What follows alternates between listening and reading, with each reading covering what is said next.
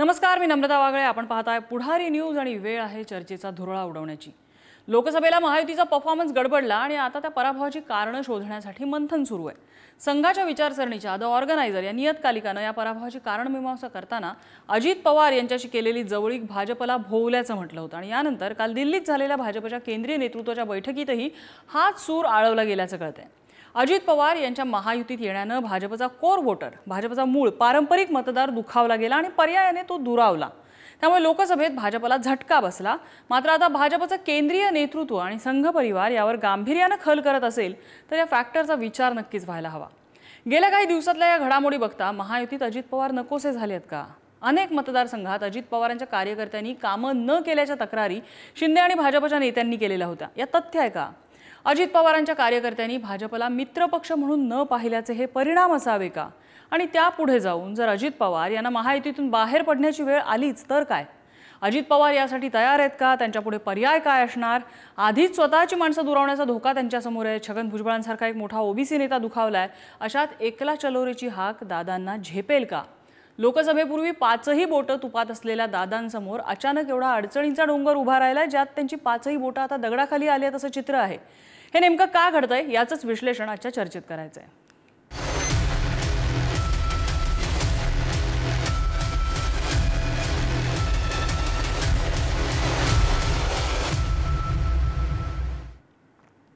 आणि याच संदर्भात चर्चा करण्यासाठी आपल्यासोबत राष्ट्रवादी अजित पवार पक्षाचे उमेश पाटील असणार आहेत.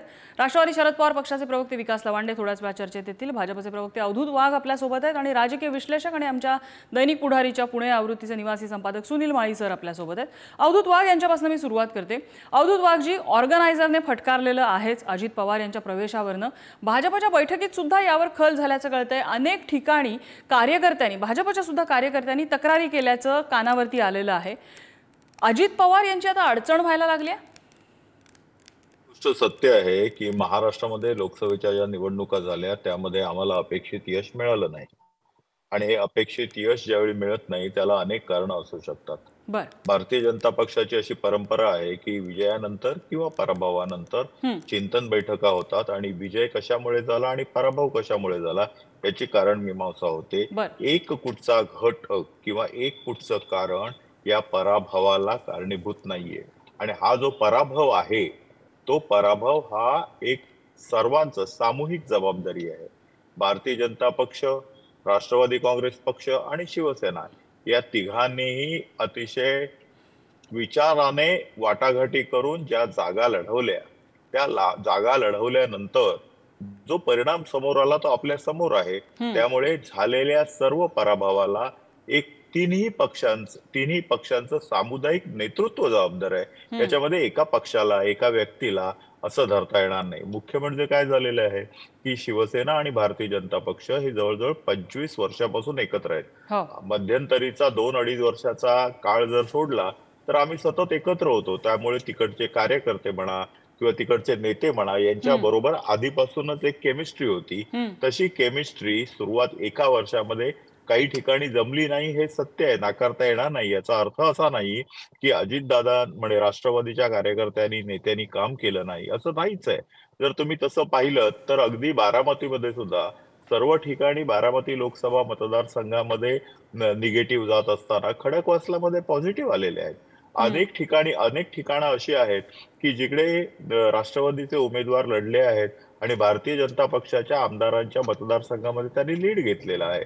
कित्येक ठिकाणी असं आहे की भारतीय जनता पक्षाचे उमेदवार उभे राहिलेले आहेत आणि त्यांनी राष्ट्रवादीच्या आमदारांच्या मतदारसंघामध्ये लीड घेतलेलं आहे. त्यामुळे हे असं म्हणणं आणि अशी चर्चा करणं हे मला असं वाटतं की एक अवधूत वाघजी, ऑन ग्राउंड सूर असा होता की भाजपच्या कार्यकर्त्यांनी अजित पवारांच्या उमेदवारांसाठी कामं केली, मात्र त्याचं रेसिप्रोकेशन दुसऱ्या बाजूने झालं नाही. जिथे जिथे भाजपचे उमेदवार उभे होते तिथे तिथे अजित पवारांच्या कार्यकर्त्यांनी त्यांची फारशी कामं केली नाहीत. आणि त्याही पुढे जाऊन जर विश्लेषण करायचं म्हटलं तर आपल्या समोर जर घड्याळाचं चिन्ह नसेल तर आपला मित्रपक्ष म्हणून कमळ किंवा धनुष्यबाणावरती मत देण्याऐवजी त्यांनी शरद पवार यांची तुतारी वाजवणारा जो माणूस होता त्याच्यावरती आपलं मताचं बोट दाबणं त्यांनी पसंत केलेलं आहे, असंही विश्लेषण अनेक ठिकाणावरनं समोर आलेलं आहे.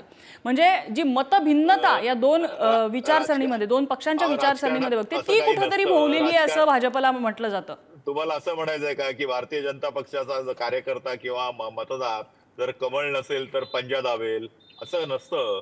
शेवटी आपला भाजपच्या बद्दल नेता आणि म्हणत नाहीये मी, अजित पवारांच्या मतदारांबद्दल जे म्हणते. भारतीय जनता पक्षाचं बद्दल सत्य आहे तेच अजितदादाच्या पक्षाबद्दल सत्य आहे. कुठचाही कार्यकर्ता किंवा मतदार हा जास्तीत जास्त उदासीन राहू शकतो, परंतु अशा प्रकारे निगेटिव्ह काम करत नाहीये. आणि जर तुम्ही पाहिलं तर 2019च्या निवडणुकीमध्ये आणि आताच्या निवडणुकीमध्ये बर 0.3%चाच फरक आहे.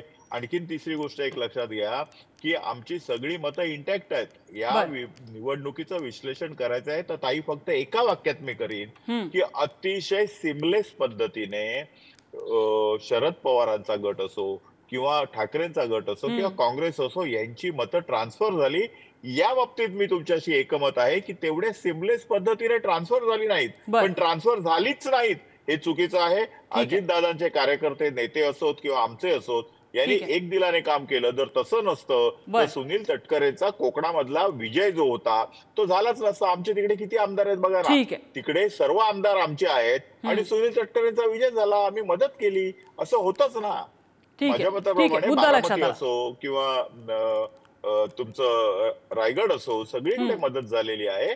थोड्याफार फरकाने प्लस मायनस होत असतं बर राजकारणात. बर ठीक आहे. त्याचा एवढा आनंद भाव परांजपे आहेत करायचं आपल्यासोबत. कारण तुमचा मुद्दा लक्षात आला अवधूत वाघजी. आनंद परांजपे आहेत अजित पवारांच्या राष्ट्रवादीचे. आनंद परांजपेजी, बोट एक प्रकारे दाखवलं जातंय अजित पवारांकडे. महायुतीचा जो पराभव झाला त्यामध्ये आता आगामी काळात ही जर महायुती ठेवायची असेल तर अजित पवारांना दूर केलं पाहिजे असा एक कुठेतरी सूर उमटताना दिसतोय. तुमची प्रतिक्रिया यावर?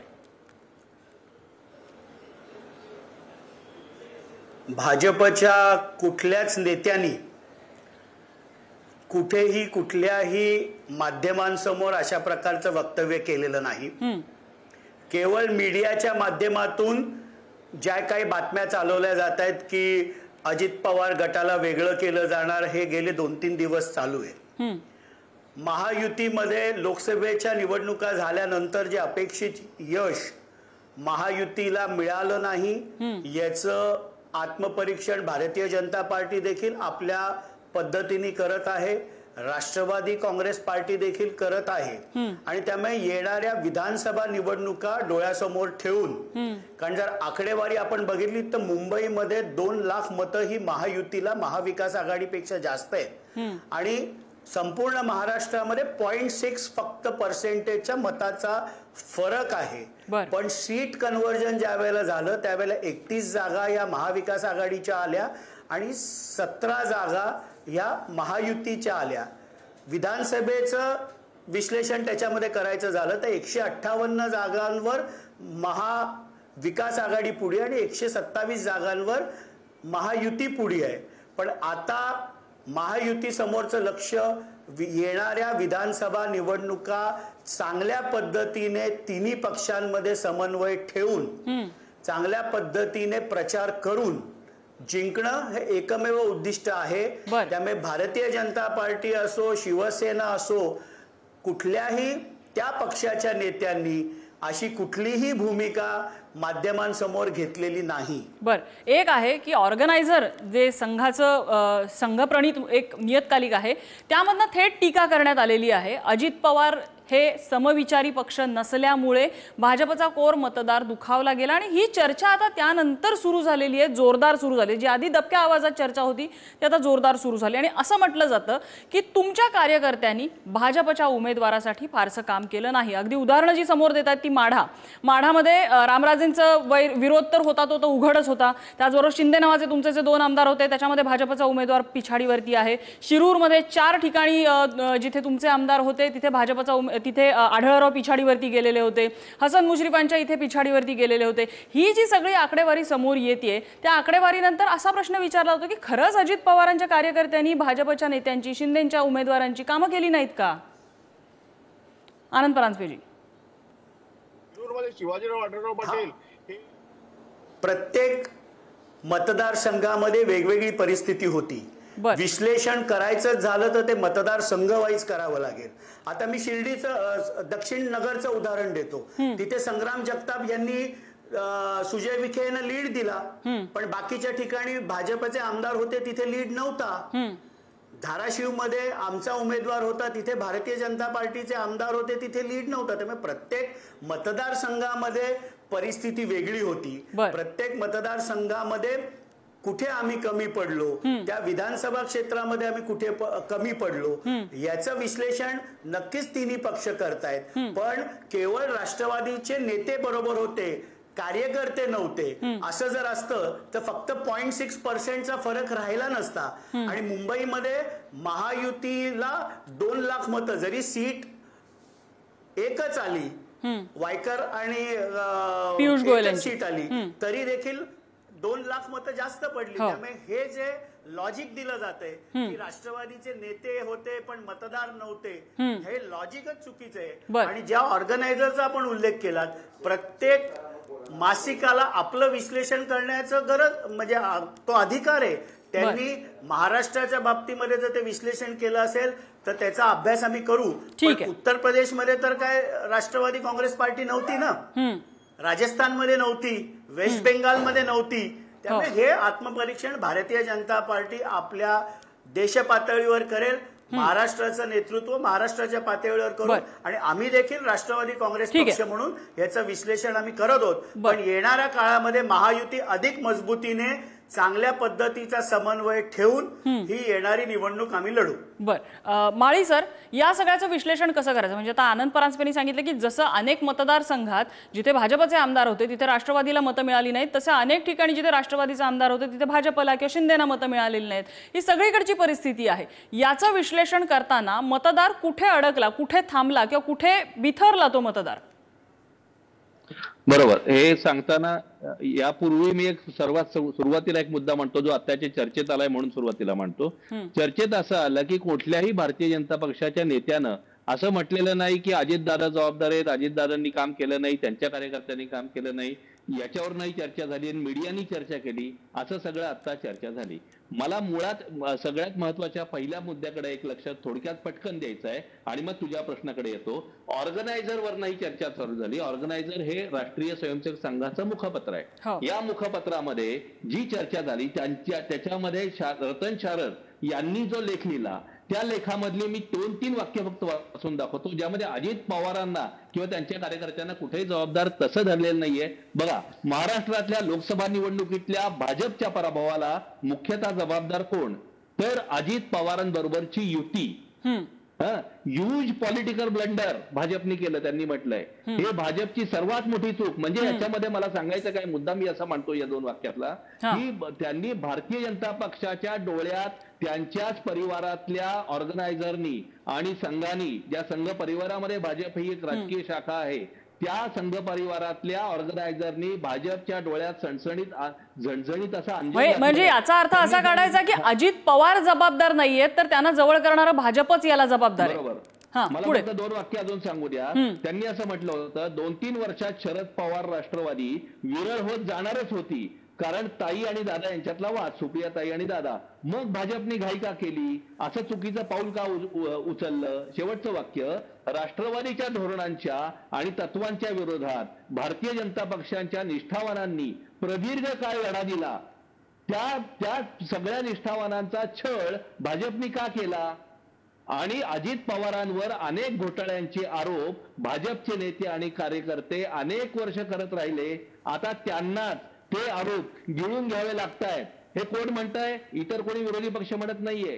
परिवारातल्या ऑर्गनायझर या मुखपत्र म्हणताय. भारतीय जनता पक्षाला हे अंजन आणि त्याच्यावर नाही चालू झालं. मीडियाने असं कुठेही म्हटलं नाही किंवा इम्पार्शियल मीडियाने असं कुठेही म्हटलं नाही की अजित पवार दोषी आहे. ऑर्गनायझरमुळे हे चालू झालं. आता मला तुझ्या प्रश्नाला उत्तर देऊ द्या की अजित पवारांची मतं, राष्ट्रवादीची मतं भाजपकडे वळली नाहीत. आता वळली अशी काही उदाहरणं आता दिली गेली, मला वाटतं परांजपेंनी दिली, पण वळली नाहीत अशी उदाहरणं भरपूर आहेत. म्हणजे आता तूच सांगितलं सोलापूरला मोहोळला आमदार यशवंत माने आहेत, तिथं मतं राम सातपुतेंना कमी मिळाली. माढ्यात रणजितसिंह निंबाळकर पडले, तिथं दादांचे 2 आमदार आहेत.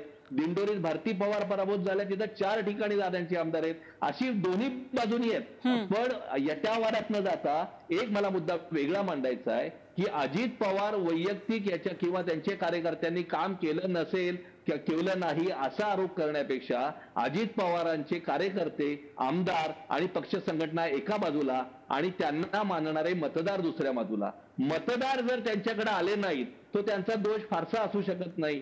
त्यांच्यापैकी काही कार्यकर्त्यांनी काम केलं नाही केलं हा पुढचा भाग आहे, पण मतदार आले नाहीत तो दोष कसा? मराठा समाज बहुतांशी हा आघाडीकडे गेला आपल्याला दिसत होतं.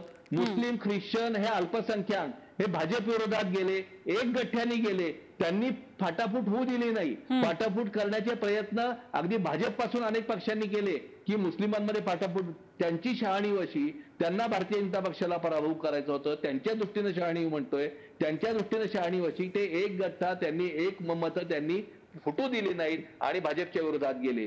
याचा अर्थ काय झाला? याचा अर्थ अजित पवारांना मानणारी जी मतदार आहेत ते मतदार अजित पवारांचं त्यांनी ऐकलं नाही, त्यांनी अजित पवारांनी सांगितलं त्या ठिकाणी कमळावर मतं दिली नाहीत. ही वस्तुस्थिती आहे. तेच ऑर्गनायझरनी मांडलं, ऑर्गनायझरनी भाजपच्या डोळ्यात अंजन घातलं. हा यातलं विश्लेषण वाटतं. बर, मी अवधूत वाघ यांच्याकडे. अवधूत वाघ जी आता माळी सरांनी जो प्रश्न मांडला की निष्ठावान भाजपचे जे नेते होते, जे पदाधिकारी होते, जे कार्यकर्ते होते ते या सगळ्यामध्ये दुखावले गेले, पर्टिक्युलरली अजित पवार यांची साथ त्यांना भाजपसोबत ते आल्यामुळे. कारण ज्यांच्या विरोधात इतकी वर्ष लढा दिला, ज्यांच्यावर इतकी वर्ष टीकांचे डोंगर उभे केले, आज त्यांचाच प्रचार करायची वेळ येते. ह्याचा फटका बसला. बघा, राजकारणामध्ये 2+2 = 4 पण नसतं, कधी 5 असतं, कधी 3 असतं. त्यामुळे ज्यावेळी युती आणि आघाडीचं जे राजकारण आता गेल्या 1999 पासून महाराष्ट्रामध्ये सुरू आहे, त्याच्या आधीपासून सुरू आहे म्हणा, म्हणजे 95ला सुद्धा भारतीय जनता पक्ष शिवसेना ही युती करूनच सत्तेवर आली. तर सातत्याने जवळजवळ गेली 30 वर्ष हे राजकारण सुरू आहे. आणि ज्यावेळी 2 वेगवेगळे पक्ष एकत्र येतात त्याच्यामध्ये थोडी तरी वैचारिक भिन्नता असते. तशी नसते तर 2 पक्षच तयार झाले नसते, ते एकमेकांमध्ये मर्ज झाले असते. ज्या अर्थी 2 पक्ष एकमेकांमध्ये मर्ज होत नाही त्याचा अर्थच असा की त्यांच्यामध्ये काही ना काहीतरी वैचारिक मतभिन्नता असते. आता शिवसेना आणि भारतीय जनता पक्ष ह्यांच्यामध्ये जवळजवळ 90-95% सिमलेसनेस आहे, एकवाक्यता आहे. परंतु कमीत कमी 5% प्रश्न असे आहेत की ज्यांच्यामध्ये शिवसेनेमध्ये आणि आमच्यामध्ये मतभिन्नता आहे. पण ती मतभिन्नता स्वीकारून सुद्धा आम्ही ज्यावेळी गेली 30 वर्ष एकत्र राहतो त्यावेळी असं लक्षात येतं की आम्ही एकमेकांना पूरक आणि पोषक आहोत. आणि म्हणूनच ज्यावेळी 2 पक्ष एकमेकांना पूरक आणि पोषक असतात त्याच वेळी ते दोन्ही पक्ष वाढतात आणि दोघांचाही परस्परांना फायदा होतो. मगाशी जसं मी सांगितल्याप्रमाणे 1999 नंतर सर्वप्रथम राष्ट्रवादीची स्थापना झाल्यानंतर प्रथमच भारतीय अवधूत थोडंसं इंटरप्ट करते मी तुम्हाला. पूरक आणि पोषक तुम्ही शब्द वापरलात. पूरक आणि पोषक हे आहेत हे ठरवायचं कसं? इलेक्शन हे त्यासाठीची लिटमस टेस्ट असते. आता ती लिटमस टेस्ट झालेली आहे आणि अजित पवारांना सोबत घेतल्याचा फटका बसतोय असं अनेक विश्लेषक, अनेक जाणकार आणि भाजपमधले कोर नेते हे खासगीत बोलतायत. अजूनही तुम्ही पूरक आणि पोषक म्हणणार? नाही, बघा असं आहे की एखाद्या निवडणुकीवरून संपूर्ण निर्णयाचा थांगपत्ता लागणं मला वाटतं ही फार घाई होईल. कारण जर पाहिलं तर अजितदादांचा राष्ट्रवादी आणि आम्ही एकत्र येऊन आम्ही ग्रामपंचायत एकत्र लढलो, आम्ही झेडपी एकत्र लढलो, पंचायत समित्या एकत्र लढलो आणि सातत्याने शिवसेनेला आम्हाला आणखी अजितदादांना फायदाच झालेला आहे. त्यामुळे या लोकसभेचा विचार जर करायचा झाला आपल्याला तर लोकसभेचा विचार करत असताना लोकसभेमध्ये अनेक वेगवेगळी गणितं होती, वेगवेगळे फॅक्टर्स. म्हणजे उदाहरणार्थ 400 अबकी बार 400 पारच्या वेळी घटनेला धोका वगैरे एक नॅरेटिव्ह उठवला गेला. आणखीन नको नको ते आरोप करायला गेले. आम्ही कुठेतरी कमी पडलो हे सत्य आहे आणि त्याच्याबद्दल मला काहीच म्हणायचं नाहीये. कारण कुठेतरी खोटे नॅरेटिव्ह पसरण्यामध्ये आम्ही कमी पडलो, आम्ही सगळेजण कमी पडलो आणि ते जर दुरुस्त करायचं असेल तर ह्या सर्वांना एकत्र घेऊन एक व्यवस्थित विचार करून पुढे जाणं हे आम्हाला मला वाटतं. आपल्याकडे अगदी कार्यक्रमाच्या शेवटाकडे येतोय आपण. आनंद परांजपेजी, या सगळ्यामध्ये एक आहे की दादांच्या समोर सध्या अडचणींचा डोंगर आहे. त्या अडचणी अशा समोर तुम्हाला वस्तुनिष्ठ दिसतील का? तर नाही. पण एक अशी चर्चा आहे की दादांच्या गोटातले काही जण नाराज आहेत, त्या नाराजांना सांभाळायचं. विशेषतः छगन भुजबळांसारखे मोठे नेते ज्यांच्या पाठीमागे एक गठ्ठा ओबीसींची मतं आहेत, असा नेता जर त्यांची नाराजी राज्यसभेच्या उमेदवारीनंतर समोर येते, समता परिषदेच्या भाषणामध्ये समोर येते, जरी कितीही राष्ट्रवादीचे नेते सांगत असले ते नाराज नाहीयेत तरी त्यांची नाराजी समोर आलेली आहे. दुसरी गोष्ट, उद्याला समजा जर महायुतीतनं बाहेर पडायची वेळ आलीच तर त्यासाठी राष्ट्रवादी रेडी आहे का? ह्या सगळ्या अडचणींवरती कसं सोल्युशन काढणार, कशी मात करणार? नेतृत्वाची खरी परख ही अडचणीच्या काळातच येते आणि राष्ट्रवादीचे ज्येष्ठ नेते माननीय छगन भुजबळ साहेब कुठेही नाराज नाहीत. पण पक्षामध्ये वेळोवेळी आपली मतं प्रखरपणे मांडणं हा त्यांचा स्थायी भाव राहिलेला आहे. ते पक्षाच्या हितासाठीच कधी कधी काही बोलत असतात. आगामी काळामध्ये काल माननीय देवेंद्र फडणवीसजी पण दिल्लीवरनं आल्यानंतर त्यांनी हेच स्पष्टपणे सांगितलं की आगामी काळामध्ये महायुती म्हणून एकत्रितपणे आम्ही तिन्ही पक्ष चांगला समन्वय एकत्रितपणे ठेवून येणारी विधानसभेची निवडणूक कशा पद्धतीने लढून महायुतीचं सरकार या महाराष्ट्रामध्ये येईल यासाठी मुख्यमंत्री माननीय एकनाथरावजी शिंदे, उपमुख्यमंत्री माननीय देवेंद्रजी फडणवीस आणि उपमुख्यमंत्री अजितदादा पवार यांच्यामध्ये उत्तम समन्वय आहे. आणि ज्या काही त्रुटी ह्या लोकसभेच्या निवडणुकीमध्ये राहिल्या असतील, त्या नियोजनाच्या असतील, त्या समन्वयाच्या असतील, या पुढे जाऊन त्या राहणार नाही आणि विधानसभेला चांगला निकाल महायुतीच्या बाजूनी लागेल यासाठी तिन्ही पक्ष. ठीक आहे, मुद्दा लक्षात आला तुमचा. मी माळी सरांकडे जाते. माळी सर, हे राजकीय पक्षाचे कार्यकर्ते किंवा जे नेते आहेत ते मान्य करणार नाहीत की अडचणींचा डोंगर आहे किंवा अडचणी आल्या तर आम्ही मात करू. प्रॅक्टिकली विचार केला तर आत्ताच्या अडचणी अजित पवारांसमोर किती व्हिजिबल आहेत, किती मोठ्या आहेत आणि अजित पवार यांची भविष्यातली चाल काय असू शकते? बरोबर, अजित पवार पुढे काय करणार? ऑर्गनायझरनी असा एक अंदाज व्यक्त केलाय. ऑर्गनायझर म्हणतात दादा पुढे काय करणार, लोकसभेपुरतीच ही युती उपयोगी असल्यामुळे अजित पवारांच्या ते ही युती तोडतील असं ऑर्गनायझर म्हणतं. मला ते वाटत नाही. माझं दुमत आहे. मला असं वाटतं की आता एकमेकांना गरज आहे आघाडी आणि युतीची. भारतीय जनता पक्षाला या निवडणुकीमध्ये मोठ्या प्रमाणावर फटका बसल्यामुळे म्हणजे 28 जण त्यांनी उभे केले उमेदवार, त्यातले 9च उमेदवार विजयी झाले. गेल्या वेळेस त्यांचे 23 उमेदवार विजयी झाले होते. 23 वरून 9 वर खाली आलेत. भारतीय जनता पक्षाचा आत्मविश्वास कमी झालेला आहे. अशा परिस्थितीत भारतीय जनता पक्ष आघाडी करेल. त्यांना अजित पवार आणि एकनाथ शिंदे दोघांनाही ते सोबत घेतील आणि आघाडी करूनच तिन्ही पक्ष समोर जातील. आता या चर्चेचा विषय नाही. फक्त मला शेवटचं वाक्य एक सांगायचं आहे असं की येत्या निवडणुकीमध्ये किमान येत्या निवडणुकीमध्ये तरी निवडून येणारा एक सलग एक पक्ष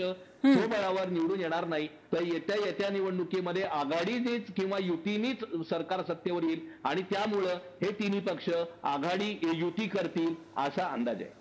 एक मात्र नक्की आहे की लोकसभेनंतर जे काही जनतेने अंजन या महायुती काय किंवा महाविकास आघाडी काय सगळ्याच राजकीय पक्षांच्या नेत्यांच्या डोळ्यात घातलेले आहे. त्यामुळे आगामी विधानसभा निवडणूक जरी ते 4 महिन्यावरती असल्या तरी तारेवरची कसरत तिथपर्यंत करायची हे सगळ्याच राजकीय पक्षांना कळून चुकलेलं आहे. चिंतन मनन होईल, त्यावरती नवे वेआउट काढले जातील. अर्थात विधानसभेला काय ते चित्र स्पष्ट होईलच थोड्या दिवसात. आपल्याला अवधूत वाघ, आनंद परांजपे, माळीसर तिघांनी वेळ दिला. तिघांचे आभार. चर्चेचा आजचा धुरळा इथेच थांबलाय. उद्या पुन्हा भेटूया नवीन विषयासह. पाहत रहा पुढारी न्यूज.